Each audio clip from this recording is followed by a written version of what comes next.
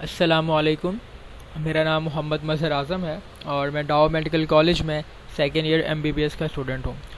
आज जो हम टॉपिक स्टार्ट करने जा रहे हैं that is very much important conceptual topic है। इसमें बहुत सारे MCQs के पॉइंट्स आते हैं, तो आपने बहुत फोकस से सुनना है। चलिए स्टार्ट करते हैं।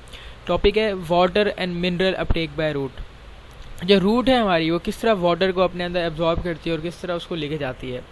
अच्छा, जो वाटर एब्जॉर्ब होता है ना, और वाटर के साथ साथ वाटर के अंदर कुछ मिनरल सॉल्ट्स भी होते हैं। ये सब कहाँ पर होते हैं? ये सॉइल के अंदर होते हैं। हम पढ़ेंगे कैसे कि सॉइल के अंदर मौजूद जो वाटर है और जो मिनरल सॉल्ट्स उसके अंदर मिक्स हुए हुए हैं, वो कैसे रूट जो है उनको अपने अंदर एब्जॉर्ब करती है।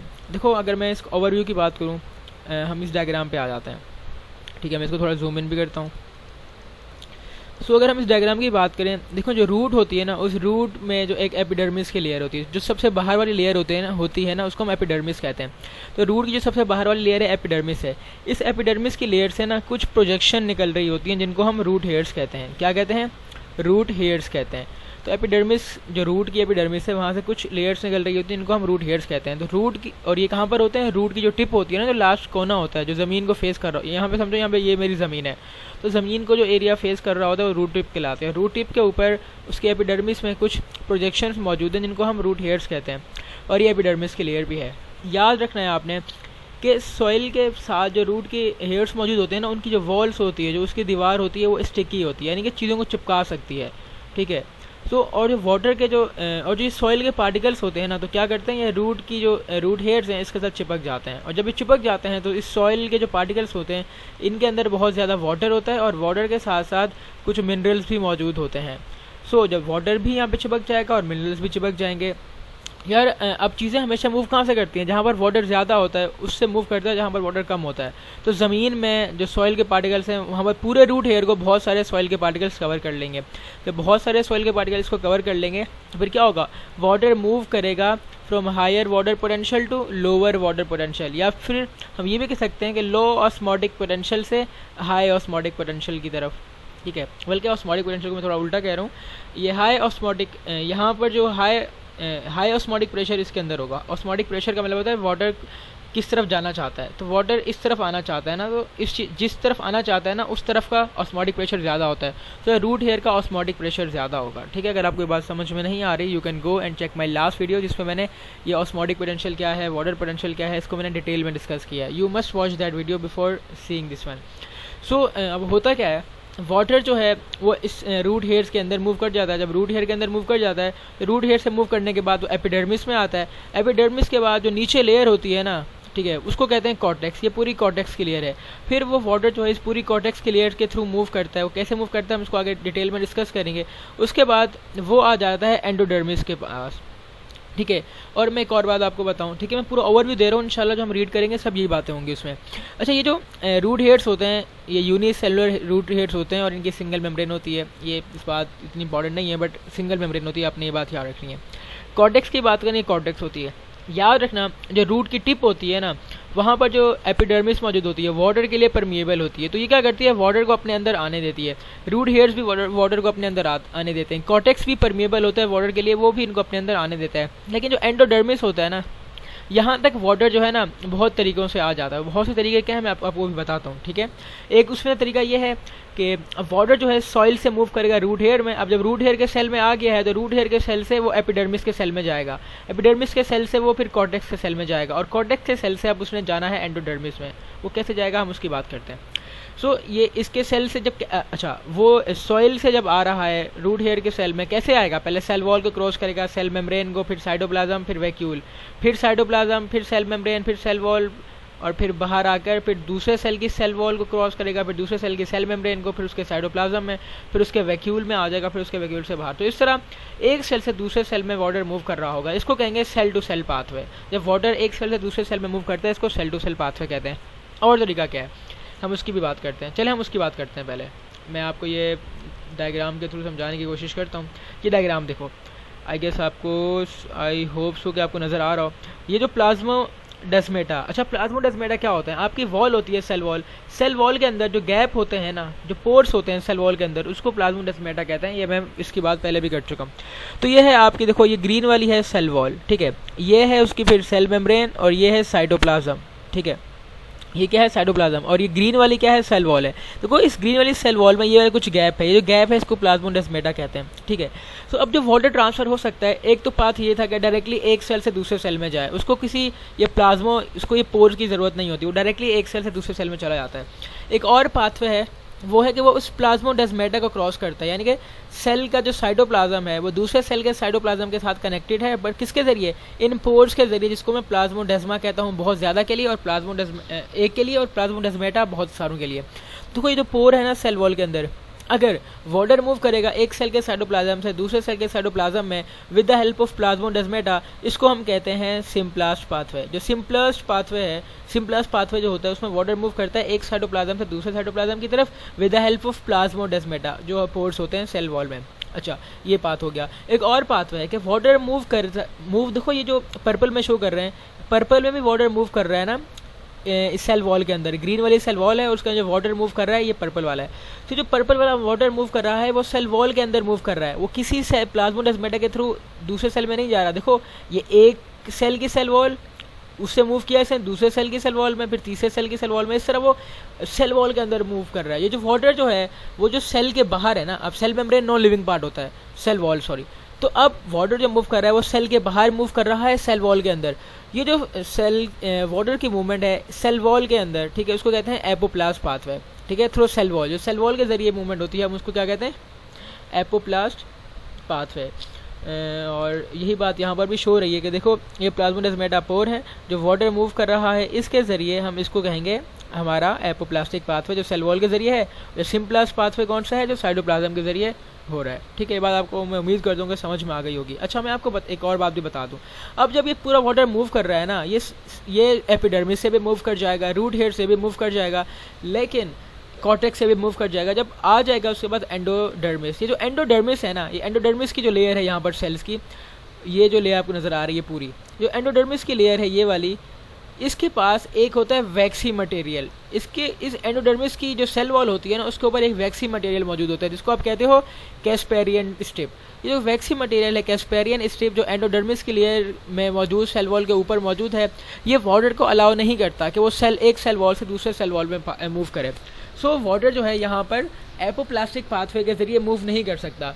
तो अब वो क्या करता है, वाटर कॉर्टेक्स से मूव एक एंडोडर्मिस को क्रॉस करने के लिए वाटर क्या यूज़ करता है हमारा सिम्प्लास्ट पाथवे, प्लाज्मोडेस्माटा के थ्रू क्या यूज़ करता है, सिम्प्लास्ट पाथवे। तो अब उसको क्या करना पड़ता है कि सिम्प्लास्ट पाथवे को यूज़ करना पड़ता है, ठीक है। और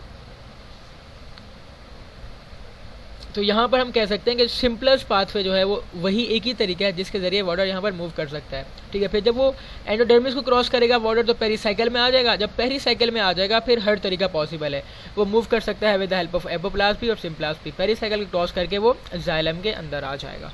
ये हमारा पूरा पाथवे होगा। चलें फिर हम स्टार्ट करते हैं और इसको रीड करते हैं और देखते हैं क्या क्या बातें हमें सामने आती हैं।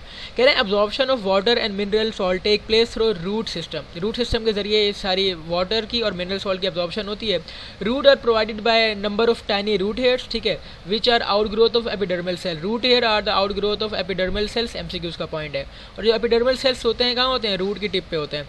तो रूट हेयर्स जो होते हैं ना वो सरफेस एरिया बहुत ज़्यादा बढ़ा देते हैं रूट का। सरफेस एरिया का मतलब है कि वो एरिया जहाँ से, अब देखो ये एक सेल हमारा सिंपली ऐसा था, अगर इसके ऊपर बहुत ज़्यादा रूट हेयर्स निकल आए 1 2 3 4 5 6 7 8 9 10, तो जब भी बहुत ज़्यादा कोई सेल इस तरह ना हेयर लाइक स्ट्रक्चर जहाँ पर भी मौजूद होता है ना, जहाँ पर भी हेयर लाइक स्ट्रक्चर्स मौजूद होते हैं उस जगह का सरफेस एरिया बढ़ जाता है। जब सरफेस एरिया बढ़ जाता है ना तो चीज़ों को ज़्यादा जगह मिल जाती है गुजरने के लिए। तो इसी वजह से हम कह रहे हैं कि जो रूट हेयर्स होते हैं वो सरफेस एरिया बढ़ा देते हैं प्लांट का। तो प्लांट क्या करता है, बहुत ज़्यादा वाटर को अपने अंदर आने देता है और साथ में इनऑर्गेनिक आयंस को भी आने देता है जो उसके सर्वाइवल और ग्रोथ के लिए बहुत ज़रूरी है, ठीक है। जो रूट हेयर्स होते हैं उनकी स्टिकी वॉल्स होती हैं, मैं इसकी बात कर चुका हूँ। जो स्टिकी वॉल्स होती हैं वो सॉइल के पार्टिकल्स को अपने साथ अधेर कर लेती हैं, यानी कि चिपका लेती हैं।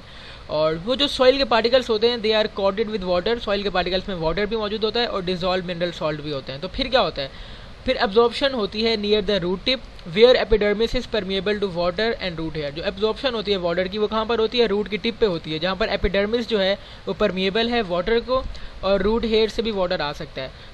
रूट हेयर से एंड एपिडर्मल सेल से वाटर जाता है कॉर्टेक्स में, कॉर्टेक्स से एंडोडर्मिस में, इसके बाद में बात मैं कर चुका हूँ, एंडोडर्मिस से वो पेरीसाइकिल में, और फिर पेरीसाइकिल से जाइलम में चला जाता है।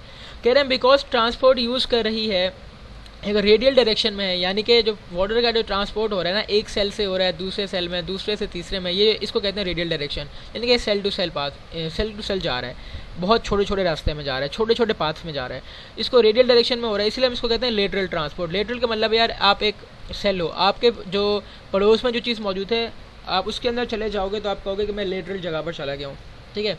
तो इसीलिए इस ट्रांसपोर्ट को लेटरल ट्रांसपोर्ट कहते हैं, बिकॉज एक सेल से दूसरे सेल के अंदर ये चीज़ें ट्रांसफर हो रही हैं। या हम इसको ये भी कह सकते हैं कि सेल टू सेल ट्रांसपोर्ट। कह रहे हैं अब वाटर की ट्रांसपोर्ट के लिए 3 पाथवेज होते हैं, ठीक है। फर्स्ट पहला पाथवे होता है सेल टू सेल, ठीक है, जिसमें वाटर इंटर करता है रूट हेयर्स में, फिर एपिडर्मल सेल्स में, down a gradient of water potential, water potential gradient की वजह से, यानी कि सॉइल में वाटर पोटेंशियल ज़्यादा होता है, रूट हेयर्स में कम होता है, तो वाटर जहाँ पे ज़्यादा होता है पोटेंशियल उसका वहाँ से आता है वाटर जहाँ पर लेस वाटर पोटेंशियल हो। तो फिर वो एक सेल से दूसरे सेल में जाता है, वो सेल वॉल को क्रॉस करके सेल मेम्ब्रेन वैक्यूल और दूसरे सेल में चला जाता है, ठीक है। इस पाथवे को कहते हैं सेलुलर पाथवे। जो दूसरा पाथवे है सिम्प्लास पाथवे है, जिसमें वाटर पोर्स के जरिए मूव करता है, जो सेल वॉल के अंदर होते हैं, फिर साइटोप्लाज्म के अंदर आ जाता है कॉर्टिकल सेल्स की, और जो डिफरेंट कॉर्टिकल सेल्स होते हैं ना वो आपस में कनेक्टेड होते हैं दूसरे कॉर्टिकल सेल के साइटोप्लाज्म के साथ with the help of symplast pathway, ठीक है। ये जो साइटोप्लाज्मिक कनेक्शंस है ना through pores are known as plasmodesmata. जो साइटोप्लाज्म के कनेक्शन है इन पोर्स के जरिए, उन कनेक्शन को प्लाज्मोडेस्माटा कहते हैं, और सिंगुलर होता है प्लाज्मोडेस्मा। ये जो साइटोप्लाज्मिक कनेक्शन है ये एक और पाथवे प्रोवाइड करते हैं जिसको हम सिम्प्लास्टिक पाथवे कहते हैं, ठीक है। और इसके लिए हमें क्या ज़रूरत होती है, सिम्प्लास पाथवे के लिए we only need crossing of plasma membrane at root hair. अब रूट हेयर पे जो प्लाज्मा मेम्ब्रेन होती है उसको क्रॉस कर लो, उसके बाद आपको कोई प्लाज्मा मेम्ब्रेन कवर क्रॉस करने की ज़रूरत नहीं है, बिकॉज उसके अंदर पोर्स होंगे और आप उस पोर्स के जरिए सिम्प्लास पाथवे को यूज़ करके मूव कर सकते हो।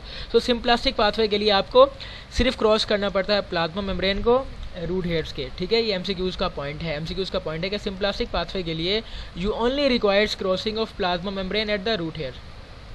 तीसरा पाथवे एपोप्लास्ट पाथवे है, जिसमें सेल वॉल जो होती है ना एपिडर्मल सेल्स की and that of cortical cell form a continuous matrix. जो एपिडर्मिस की जो सेल वॉल है और जो कॉर्टिकल की सेल की जो वॉल है वो एक कंटिन्यूस मैट्रिक्स बनाती है, यानी कि कंटिन्यूस रास्ता बनाती हैं। These wall are hydrophilic. ये वॉल जो होती हैं वाटर लविंग होती हैं, यानी वाटर को अपने अंदर फ्लो करने देती हैं। सो जो सॉइल होता है इनसे ना फ्रीली मूव करता है। अच्छा याद रखें, जब फ्रीली मूव करता है ना तो एपोप्लास्टिक पाथवे का कहते हैं, उसमें वाटर के ट्रैवल करने की स्पीड ज़्यादा होती है। सिम्प्लास्टिक पाथवे में थोड़ी कम होती है, बिकॉज वो पोर्स के जरिए ट्रैवल करेगा और पोर्स छोटे छोटे होंगे तो बहुत ज़्यादा रास्ता नहीं होगा, ठीक है। तो हाइड्रोफिलिक होता है कौन सा, ये सेल टू सेल वाला कनेक्शन जो एपोप्लास्टिक पाथवे है, और इसमें वाटर फ्रीली मूव करता है सॉइल का solution hydrophilic walls of epidermis and cortical cell से। दिस मूवमेंट ऑफ सॉइल का solution through extra cellular pathway provided by continuous matrix of cell wall is known as apoplastic pathway. Definition आपने याद करनी है ये, ठीक है। एपोप्लास्टिक पाथवे में क्या होता है, एक्स्ट्रा सेलुलर पाथवे है जो बन रहा है सेल वॉल की वजह से, ठीक है। As solute move along the extra cellular pathway some of the water and solute. अब देखो जब सेल जो है इन वॉल्स में क्रॉस कर रहा होगा, हम दोबारा यहाँ पर आते हैं, जब सेल वाटर जो इन वॉल्स में क्रॉस कर रहा होगा तो इन वॉल्स के अंदर कुछ पोर्स भी मौजूद है ना, तो उस पोर्स के जरिए फिर वो इस साइटोप्लाज्म के अंदर आ जाएगा और वो सिम्प्लास पाथवे के अंदर भी चला जाएगा। तो जो वाटर हमारा मूव कर रहा है एपोप्लास पाथ में, वो सिम्प्लास पाथवे के जरिए भी कुछ वाटर चला जा सकता है, ठीक है, एब्जॉर्ब कर लिया जाता है वो। उसके बाद कह रहे हैं जो आपकी इनर लिमिटिंग लेयर होती है ना कॉर्टेक्स की एक आउटर लिमिटिंग लेयर होती है जो एपिडर्मिस के नीचे होती है, और होती है इनर लिमिटिंग लेयर जो एंडोडर्मिस होती है। तो inner limiting layer of cortex is endodermis which serve as a barrier, जो बैरियर के तौर पे काम करती है, चेक पॉइंट के तौर पे काम करती है, बिकॉज इसके पास होता है कैस्पेरियन स्ट्रिप जो वैक्सी होता है और वो एक्सटेंड करता है through out the walls of endodermal cells, और एंडोडर्मल सेल्स की हर वॉल पे वो कवरिंग कर रहा होता है। ये क्या करता है, ये वाटर को मूव नहीं करने देता एंडोडर्मिस से कि आप आओ और जाइलम के अंदर चले जाओ एपोप्लास्टिक पाथवे। तो एपोप्लास्टिक पाथवे के जरिए वाटर को नहीं आने देता, बिकॉज उन वॉल्स में मौजूद है आपका वैक्सी मटेरियल कैस्पेरियन स्ट्रिप जो वाटर के लिए हाइड्रोफोबिक है। सो एक्स्ट्रा सेलुलर पाथवे के जरिए एंडोडर्मिस आप क्रॉस नहीं कर सकते। एंडोडर्मिस को क्रॉस करने के लिए आपको सिम्प्लास पाथवे यूज़ करना पड़ेगा। तो symplast pathway is the only way, ठीक है। और अब फिर होता क्या है, जो एंडोडर्मिस है ये फॉर एग्जांपल, और यहाँ पर कॉर्टेक्स का सेल है और ये है पेरीसाइकिल। तो अब क्या करते हो, जो एंडोडर्मल के सेल्स होते हैं, जो एंडोडर्मिस के सेल हैं ये वाले, ये एक्टिवली इस सॉल्यूशन में मौजूद नमक को अपने क्या करते हैं, लेते हैं और उसको पेरिसाइकिल में डाल देते हैं। जब नमक जो है यहाँ से चला जाता है तो यहाँ का वाटर पोटेंशियल बढ़ जाता है। जब वाटर पोटेंशियल क्यों बढ़ जाता है, देखो वाटर पोटेंशियल बढ़ाने के दो तरीके होते हैं, या तो पानी बढ़ा दो या वहाँ से सॉल्यूट कम कर दो। तो आपने ना यहाँ पे नमक कम कर दिया है, यानी कि सॉल्यूट कम कर दिया है, तो वाटर मूव करेगा इस जगह से इस डायरेक्शन में। सो वाटर मूव करेगा कॉर्टेक्स के सेल से, क्रॉस कर देगा किसको, एंडोडर्मिस को, और चला जाएगा आपके पेरिसाइकिल में, ठीक है। और ये क्यों, ये वाटर पोटेंशियल की वजह से। और ये जो आप मूव कर रहे हो ना सॉल्ट यहाँ से लेके पेरिसाइकिल में, ये एक्टिवली कर रहे हो, यानी आप एनर्जी लगानी पड़ रही है आपको एंडोडर्मिस क्रॉस करने के लिए, और फिर पेरिसाइकिल से जाइलम में जाएगा दोनों पाथवे के जरिए। जो कह रहे हैं डिफ्यूजन जो है ना उसमें वाटर मूव करता है। अच्छा ये डेफिनेशन है कि डिफ्यूजन में वाटर मूव कहाँ से करता है, from region of high water concentration या लो सॉल्यूट पोटेंशियल, जहाँ पे सॉल्यूट की कंसंट्रेशन कम हो या वाटर की कंसंट्रेशन ज़्यादा हो, वाटर वहाँ से मूव करता है उस एरिया की तरफ जहाँ पर वाटर की कंसंट्रेशन कम होती है या फिर सॉल्यूट की कंसंट्रेशन ज़्यादा होती है। It occur because molecules are in constant thermal agitation, जो वाटर मॉलिक्यूल्स होते हैं उनके अंदर थर्मोडाइनमिकली ये सारा काम हो रहा होता है, थर्मल एजिटेशन यानी कि उनके अंदर हीट एनर्जी पैदा हो रही होती है। बल्क फ्लो होता है प्रेशर डिफरेंस की वजह से, ये मैं बहुत डिटेल में डिस्कस करूंगा इंशाल्लाह हमारी जो इसके बाद जो वीडियो अपलोड करने चाहूँगा मैं। एमडी कैड के लिए बहुत इंपॉर्टेंट है वो कि फ्लोएम के में आप फ्लोएम लोडिंग क्या होती है, अनलोडिंग क्या होती है, ट्रांसलोकेशन क्या होती है खाने की, जो खाना बन जाता है पत्ते में वो कैसे ट्रांसपोर्ट होता है पूरे पौधे में, हम उसको डिस्कस करेंगे। सो जो बल्क फ्लो हो रहा है ना in response to pressure difference, हम इसको कहते हैं, क्या कहते हैं, बल्क फ्लो कहते हैं। और वो किस वजह से होता है, प्रेशर डिफरेंस की वजह से होता है, कंसंट्रेशन डिफरेंस की वजह से नहीं होता। Whenever there is a suitable pathway for bulk movement, जब बल्क मूवमेंट के लिए एक अच्छा रास्ता होता है, यानी कि क्लियर रास्ता होता है जहाँ से वाटर मूव कर सकता है, ठीक है, तो फिर वहाँ पर बल्क फ्लो होता है। कह रहे हैं ऑस्मोसिस क्या है, ऑस्मोसिस एक ऐसा प्रोसेस है जिसमें वाटर मूव करता है सेमी परमिएबल के अगेंस्ट। तो ऑस्मोसिस इज अ प्रोसेस जिसमें वाटर मूव करता है across semi permeable membrane. Osmosis में वाटर का मूव करना ज़रूरी है, ठीक है, ठीक है। और जो आपका डिफ्यूजन है उसमें ज़रूरी नहीं है कि वाटर हो, वाटर ना भी हो तब भी चीज़ें मूव कर जाती हैं, बिकॉज उसमें सेमी परमिएबल मेम्ब्रेन इन्वॉल्व ही नहीं होती। ओके, सो ये जो आपका ऑस्मोसिस है डिपेंड करता है कि वाटर की केमिकल पोटेंशियल कितनी है या वाटर पोटेंशियल कितनी है, ठीक है। अगर वाटर पोटेंशियल जहाँ पर ज़्यादा होगी वाटर वहाँ से मूव करेगा, जहाँ पर वाटर पोटेंशियल कम होगी across the semi permeable membrane, इसको हम ऑस्मोसिस कहते हैं। कह रहे हैं इसलिए ज़रूरी है कि आप सारी वो डेफिनेशंस वगैरह समझें जो मैंने वीडियो में बताई थी। तो चलें भाई, अब तो बुक भी ये कह रही है कि आप वो समझ के आओ, तो आप जाओ और वो समझ के आओ। अब हम डिस्कस करेंगे कि movement of water in xylem, कि जो जाइलम है हमारा, ठीक है, इस जाइलम की वेसल्स होती हैं और ट्रैकाइड्स होती हैं, इसमें वाटर कैसे मूव करता है, इंपॉर्टेंट टॉपिक है ये, ठीक है, फोकस करिएगा, ठीक है। यू नो वीडियो लंबी हो रही है बट बहुत इंपॉर्टेंट टॉपिक्स हैं, तो I need to cover that. कह रहे हैं प्लांट जो होते हैं बहुत ज़्यादा वाटर एब्जॉर्ब कर लेते हैं, जो वाटर एब्जॉर्ब कर लेते हैं 100% वाटर एब्जॉर्ब कर लिया उन्होंने। अब 100% में से सिर्फ 1 से 2% वाटर ऐसा होता है जो वो लोग यूज़ करते हैं, ठीक है, फोटोसिंथेसिस के लिए, दूसरी मेटाबॉलिक एक्टिविटी के लिए और टर्जिडिटी के लिए। इसके अलावा जितना भी वाटर होता है वो क्या कर देते हैं, उसको वो लॉस कर देते हैं, वो अपने अंदर से निकाल देते हैं। कैसे निकालते हैं, प्लांट्स के जो एरियल पार्ट्स होते हैं जिसमें लीव आ जाता है, शूट्स वगैरह आ जाती हैं, तो उन एरियल पार्ट्स के ज़रिए पानी जो होता है, एक्सेस वाटर होता है, वो लॉस्ट हो जाता है in the environment in form of water vapour. ये जो एरियल पार्ट्स के ज़रिए प्लांट जो है वाटर लूज़ कर रहा है, ठीक है, वाटर वेपर्स की फॉर्म में, इसको हम ट्रांसपायरेशन कहते हैं। वाटर वेपर्स की फॉर्म में जो वाटर लूज़ कर रहा है ना एरियल पार्ट्स के ज़रिए, इसको हम ट्रांसपायरेशन कहते हैं। अच्छा, अब ट्रांसपायरेशन तो आप करवा रहे हो पत्ते से, अरे पत्ते तक पानी तो पहुंचाओ। तो पत्ते तक पानी कैसे पहुंचता है यार, पत्ते तक पानी इस तरह पहुंचता है कि वाटर की अपवर्ड मूवमेंट होती है, ठीक है, किसके ज़रिए, फ्रॉम एब्जॉर्प्टिव सरफेस। जो रूट्स है वो एब्जॉर्ब करती है वाटर को, और फिर रूट से वाटर जाता है अप टू ट्रांसपायरिंग सरफेस लीफ में। तो रूट से वाटर जा रहा है, जो एब्जॉर्प्टिव सरफेस है जो वाटर को एब्जॉर्ब कर रही है, कहाँ जा रहा है, ट्रांसपायरिंग सरफेस में जो लीफ है, against the downward pull of gravity. Gravity क्या है, अब देखो पानी ने ऊपर जाना है पत्ते में रूट से, और ग्रेविटी की डायरेक्शन नीचे है, ग्रेविटी की चाहेगी कि पानी ऊपर ना जाए, नीचे आए। तो ये जो आप अगेंस्ट द ग्रेविटी मूव कर रहा है ना वाटर, ठीक है, जाइलम के थ्रू, इसको आप कहते हो एसेंट ऑफ सैप। क्या कहते हो, एसेंट ऑफ सैप। और ये जो एसेंट ऑफ सैप है ना, ये कैसे हो रहा है भाई, ग्रेविटी को आप कैसे ओवरकम कर रहे हो, क्या आप एनर्जी लगा रहे हो, क्या आप उसको एटीपी दे रहे हो कि यार तुम एटीपी ले लो और हमें ऊपर जाने दो, ऐसा कुछ भी नहीं है। याद रखना, एसेंट ऑफ सैप के लिए आपको कोई एनर्जी नहीं चाहिए होती। जो वाटर मूव करता है ना पत्ते तक और ट्रांसपायरेशन भी होती है, it is without any energy. Transpiration, ascent of SAP, water का ऊपर जाना against the gravity does not require any energy. हाँ, जो चीज़ इसको चाहिए वो यहाँ मौजूद है, दैट इज़ दो फैक्टर हैं, एक तो है ट्रांसपायरेशन पुल। ट्रांसपायरेशन पुल क्या होता है और मैं बताता हूँ आपको अभी, ठीक है। और इसके साथ साथ जो वाटर की प्रॉपर्टीज़ हैं दैट इज अधेशन एंड कोहेजन। और अधेशन एंड कोहेजन किसकी वजह से होती है? हाइड्रोजन बॉन्डिंग की वजह से होती हैं। ये मैंने बायोलॉजिकल मॉलिक्यूल्स में डिटेल में डिस्कस किया है। आई वुड रिकमेंड यू कि आप वो वीडियो भी ज़रूर देख लें, ठीक है। अधेशन एंड कोहेजन क्या होती है, आई गेस ये वाटर की प्रॉपर्टीज़ के अंदर मैंने डिस्कस किया डिटेल में। तो अधेशन का मतलब मैं सिंपली आपको बताऊँ तो अधेशन ये होता है, और अधेशन होती है हाइड्रोजन बॉन्डिंग की वजह से। अधेशन किसके दरमियान होता है यार? अधेशन का मतलब होता है कि दो डिफरेंट मॉलिक्यूल्स हैं, अगर दो मॉलिक्यूल, अच्छा एक वाटर का मॉलिक्यूल है और एक और वाटर का मॉलिक्यूल है, तो एक वाटर के मॉलिक्यूल और एक दूसरे वाटर के मॉलिक्यूल्स में एक फोर्स ऑफ अट्रैक्शन होती है। तो एक ही जैसे मॉलिक्यूल्स के दरमियान अगर दो मॉलिक्यूल्स हों सेम तरह के और उनके दरमियान कोई अट्रैक्टिव फोर्स हो, वो जो अट्रैक्टिव फोर्स होती है दो सेम मॉलिक्यूल्स के दरमियान, आप उसको कोहेजन कहते हो। और अगर यही अट्रैक्टिव फोर्स हो वाटर के दरमियान और वहाँ पर जो जाइलम वेसल है, जाइलम की वेसल है और उसकी दीवार जो है वो मिलके बनी है सेलुलोज के दरमियान, तो इस सेलुलोज के पार्टिकल के दरमियान और वाटर के पार्टिकल दरमियान, ये दो अलग अलग पार्टिकल है ना, एक सेलुलोज का है और एक वाटर का है, दो अलग डिफरेंट मॉलिक्यूल्स के दरमियान जो अट्रैक्टिव फोर्स है इसको आप अधेशन कहते हैं, ठीक है। अधेशन फोर्स अट्रैक्टिव फोर्स है टू डिफरेंट मॉलिक्यूल्स के दरमियान, ये एमसीक्यूज का पॉइंट बता रहा हूँ। और कोहेजन जो है वो दो सिमिलर मॉलिक्यूल्स के दरमियान होती है। और जो दोनों फोर्सेज हैं इनका रीजन क्या है? इनका रीजन है हाइड्रोजन बॉन्ड, ये भी एमसीक्यूज का पॉइंट है। ट्रांसपायरेशन पुल का भी ओवर भी दे दूँ। ट्रांसपायरेशन पुल ये होता है कि फॉर एग्जाम्पल आपके पत्ते से वाटर जो है एवोपरेट कर गया, ये वाटर पत्ता है, यहाँ से वाटर एवोपरेट कर गया। अब इस पत्ते के नीचे सेल मौजूद हैं जो आखिर में जाइलम से कनेक्टेड हैं। तो अब पत्ते से पानी चला गया तो पत्ते में पानी की कमी हो गई है, तो उसके जो नेक्स्ट उसके साथ जो पड़ोस में एक सेल मौजूद होगा ना, वो इस पानी की कमी पूरा करने के लिए, बिकॉज इसकी अब वाटर पोटेंशियल ज़्यादा होगी इसकी कम होगी, तो हाई वाटर पोटेंशियल लो में चली जाएगी, ठीक है। फिर इसका पानी कम हो जाएगा, फिर उसके पड़ोस वाला सेल इसको पानी देगा, फिर इसको पानी देगा। अब जो पानी की मूवमेंट हो रही है आखिर में जाते जाते जाते ये सारी टेंशन अब एक तरह की टेंशन क्रिएट हो रही है, फोर्स क्रिएट हो रही है। वो फोर्स क्या है? वो ट्रांसपायरेशन की वजह से फोर्स है।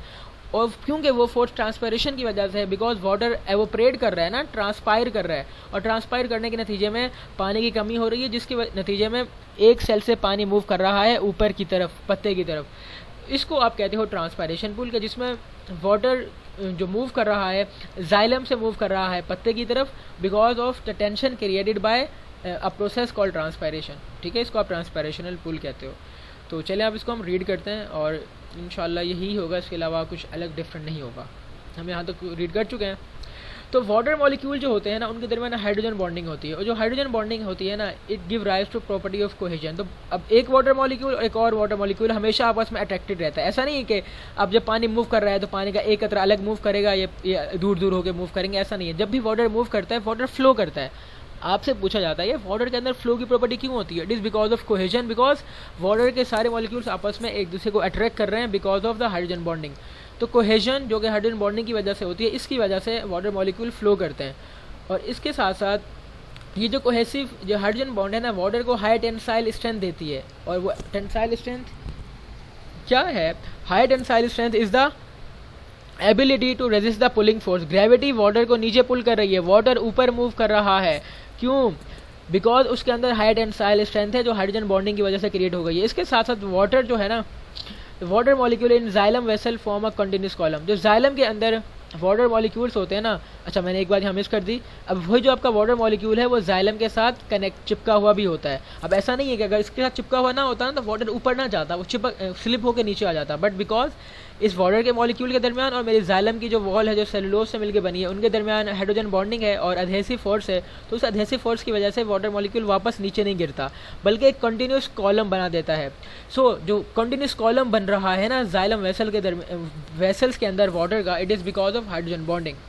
अच्छा, एक होता है ट्रांसपायरेशन पुल, वो उस वक्त होता है कि जब आप दिन में सोलर रेडिएशन होती है, गर्मी होती है, लाइट सनलाइट पड़ती है, टेम्परेचर बढ़ जाता है पत्ते का। जब टेम्परेचर बढ़ जाता है तो टेम्परेचर को कम करने के लिए आपको देखो जब बाहर बहुत ज़्यादा गर्मी हो तो क्या होता है, पसीने निकलते हैं ताकि आप पसीने निकलें और आप ठंडे हो जाओ। इसी तरह पत्ते के अंदर भी यही होता है कि जब टेम्परेचर बढ़ जाता है तो वाटर एवोपरेट करता है ताकि क्या करे, टेम्परेचर को मेंटेन करे। तो वाटर एवोपरेट करता है from the moist wall of mesophyll cell, mesophyll cell से एवोपरेट करेगा स्टोमेटा के थ्रू बाहर। फिर क्या होगा, जब वाटर एवोपरेट कर जाएगा ना तो उसके अंदर वाटर की कमी आ जाएगी और जो उसके पड़ोस वाला सेल है वो क्या करेगा, उस वाटर की कमी को पूरा करेगा। इसी तरह क्या होगा कि अल्टीमेटली वाटर जो है ना वो सारी पुलिंग फोर्स जो है ना, एक सेल से दूसरे सेल से जो वाटर पुल किया जा रहा है दूसरे से तीसरे में, ये सारी पुलिंग फोर्स पहुंच जाएगी जाइलम के अंदर ताकि अब और जाइलम को कहेगी कि जाइलम तुम्हारे अंदर जो पानी है हमें दे दो, हमें पानी की कमी पूरी करनी है। तो इस वाटर लॉस को पूरा करने के लिए जाइलम के अंदर भी एक तरह की टेंशन क्रिएट हो जाएगी। Thus water in xylem is place under tension which is transmitted to root. अब यही जो टेंशन है वो रूट में चली जाती है वेसल्स के जरिए। दिस डाउनवर्ड जो ट्रांसमिशन है टेंशन की, कि जो लीव से आई है ठीक है, जो ट्रांसमिशन है टेंशन की जो लीव के थ्रू आई है अभी तक, because of cohesive upward because of cohesive property of water column in vessels and tracheid. ये जो अब ट्रांसमिट तो हो रही है कि वाटर के ऊपर एक पुल क्रिएट हो रहा है, जाइलम के अंदर भी वाटर पुल हुआ जा रहा है, रूट के अंदर भी वाटर पुल हुआ जा रहा है। ये क्यों पुल हो रहा है? बिकॉज जब हो क्या रहा है यार, एक सेल के अंदर जो वाटर मॉलिक्यूल है ना मूव कर रहा है दूसरे सेल के अंदर। अब इस वाटर मॉलिक्यूल के साथ कोहेसिव फोर्स की वजह से एक और वाटर मॉलिक्यूल भी तो चिपका हुआ है ना, तो वो भी इसके साथ मूव करेगा, तो उसके साथ फिर वाटर मॉलिक्यूल चिपका हुआ है वो भी मूव करेगा।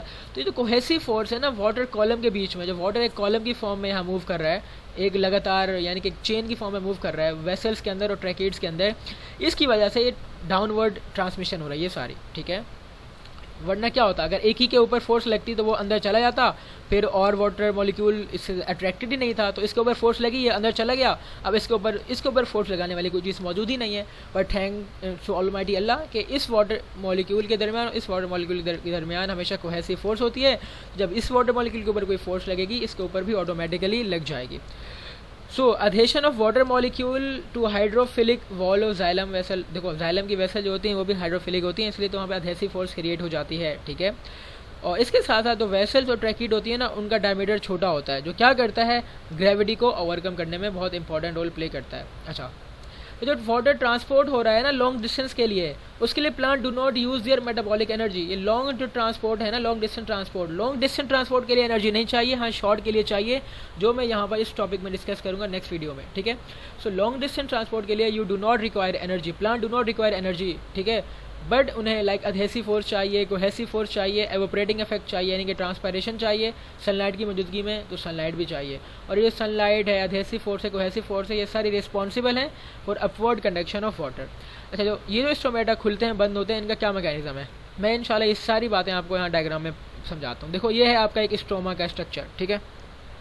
ये स्टोमा खुला होता है। जब स्टोमा खुलता कब है, जब आपका जो ये अच्छा स्टोमा होता क्या है यार, जो स्टोमा होता है एक तरह की ओपनिंग है जो क्रिएट हो जाती है बिटवीन टू गार्ड सेल। दो गार्ड सेल होते हैं, इस ओपनिंग को एक तरह चौकीदारी कर रहे होते हैं, और ये बीन शेप्ड गार्ड सेल होते हैं, बीन शेप्ड होते हैं और ये एपिडर्मिस के अंदर पाए जाते हैं। इन गार्ड सेल की अंदर वाली वॉल थिक होती है, देखो नज़र भी आ रही है, आउटर वॉल थिन होती है। जो थिक वॉल होती है वो लेस इलास्टिक होती है, बाहर वाली ज़्यादा इलास्टिक होती है। तो क्या होता है कि जब वाटर इसके सेल के अंदर पानी की प्लांट के अंदर पानी बहुत ज़्यादा हो गया, अब वो पानी मूव कर जाएगा इसके अंदर, ठीक है। जब इसके अंदर पानी मूव कर जाएगा तो ये सेल थोड़ा फूल जाएगा, जब फूलेगा ना तो ये इतना बेंड नहीं होगा, ये ज़्यादा बेंड हो जाएगा। देखो नॉर्मली ये साल में होता है, जब वाटर इसके अंदर मूव करेगा तो ये सेल बेंड हो जाएगा और ये इस तरफ ज़्यादा बेंड हो जाएगा। जब ज़्यादा बेंड हो जाएगा तो इन सेल की बेंडिंग की वजह से बीच में स्टोमेटा की जो ओपनिंग है वो खुल जाएगी और फिर वाटर जो है एवोपरेट कर जाएगा, ठीक है। सो वाटर की एवेपोरेशन कब होती है और स्टोमेटा कब खुलता है? उस वक्त खुलता है जब गार्ड सेल टर्जिड होते हैं, ठीक है। गार्ड सेल टर्जिड कब होते हैं? जब उस वक्त टर्जिड हो सकते हैं जब इन गार्ड सेल के अंदर अच्छा क्लोरोप्लास्ट भी मौजूद होता है। Guard cell are the only epidermal cells जिनके अंदर क्लोरोप्लास्ट होता है, ये एमसीक्यू का पॉइंट है। तो इनके अंदर क्लोरोप्लास्ट होता है तो यहाँ पर फोटोसिंथेसिस का प्रोसेस होगा, खाना बनेगा, सॉल्यूट बन जाएंगे। अब सॉल्यूट जमा हो जाएंगे तो साफ सी बात है वाटर पोटेंशियल कम होगा। यहाँ पर जहाँ पर सॉल्यूट ज़्यादा होते हैं वहाँ वाटर पोटेंशियल कम होता है, तो साथ वाले सेल में वाटर पोटेंशियल ज़्यादा होगा, तो यहाँ से वाटर मूव कर जाएगा गार्ड सेल में, फिर गार्ड सेल टर्जिड हो जाएंगे, ठीक है। जब टर्जिड हो जाएंगे तो गार्ड सेल खुल जाएंगे, और अगर ये वाटर सारा एवोपरेट कर जाए तो फिर क्या होगा? तो ये होगा फिर कि गार्ड सेल बंद हो जाएंगे, और जब गार्ड सेल बंद हो जाते हैं ना, जब वाटर लॉस हो जाता है उसको कहते हैं गार्ड सेल फ्लैसिड हो गए। जब गार्ड सेल फ्लैसिड होते हैं तो आपका स्टोमेटा बंद हो जाता है, ठीक है। यही बात करें कि गार्ड सेल फ्लैसिड होते हैं तो बंद हो जाता है। और ये सारी जो चेंजेस हो रही हैं, change in water potential result from osmotic changes cause the water to move in and out of guard cell, यानी जो वही जो ऑस्मोटिक पोटेंशियल की वजह से जो वाटर मूव कर रहे हैं ना अंदर और बाहर, उसकी वजह से गार्ड सेल टर्जिड भी हो रहे हैं, फ्लैसिड भी हो रहे हैं, ठीक है। स्टोमेटा ठीक है। When guard cell are flaccid, जब गार्ड सेल फ्लैसिड होते हैं, फ्लैसिड कब होते हैं? जब उनके अंदर टर्जिडिटी नहीं होती, वाटर उनसे एवोपरेट कर जाता है, जब वाटर इनसे मूव आउट कर चुका होता है बाहर इन्वायरमेंट में, तो फ्लैसिड हो जाते हैं, तो स्टोमेटा बंद हो जाते हैं। और फिर क्या होता है? द मूवमेंट ऑफ वाटर है इफेक्ट हो जाती है। एंड एक्सचेंज अब क्या होना चाहिए? अब कह रहे हैं अब exchange must take place between guard cell and surrounding mesophyll cell and epidermal cell. अब अगर आप स्टोमेटा को दोबारा खोलना चाहते हो तो आपके गार्ड सेल्स के दरमियान और आपके पड़ोस वाले मेसोफिल सेल्स के दरमियान गैस वाटर का एक्सचेंज होना ज़रूरी है, ठीक है, ताकि वाटर गार्ड सेल के अंदर आए, गार्ड सेल टर्जिड हो और ये दोबारा स्टोमेटा खुल जाए और आपका वाटर जो है वो एवोपरेट कर जाए, ये और स्टोमेटा खुले रहें, गैसेस एक्सचेंज का प्रोसेस भी हो। सो ये था हमारा टॉपिक, बहुत इंपॉर्टेंट टॉपिक था, मैंने बहुत डिटेल में बताने की कोशिश की, ठीक है, और मैं उम्मीद करता हूँ कि आपको ये टॉपिक समझ में आया होगा। सो फिर इंशाल्लाह मिलते हैं नेक्स्ट वीडियो में, जिसमें हम इस चैप्टर का तो नहीं, खैर एक नया टॉपिक डिस्कस करेंगे, दैट इज़ ट्रांसलोकेशन, के जो खाना बन जाता है पत्ते में वो कैसे मूव करता है, वो फ्लोएम ट्रांसलोकेशन प्रोसेस है, ठीक है। सोर्स एंड सिक मूवमेंट पढ़ेंगे हम, और फ्लोएम लोडिंग एंड अनलोडिंग पढ़ेंगे, ठीक है, और उसके साथ साथ हम प्रेशर फ्लो हाइपोथेसिस भी पढ़ेंगे, जो बल्क फ्लो की बात मैं बार बार कर रहा हूँ वो, ठीक है। फिर इंशाल्लाह मिलते हैं नेक्स्ट वीडियो में, तब तक के लिए अल्लाह हाफिज़।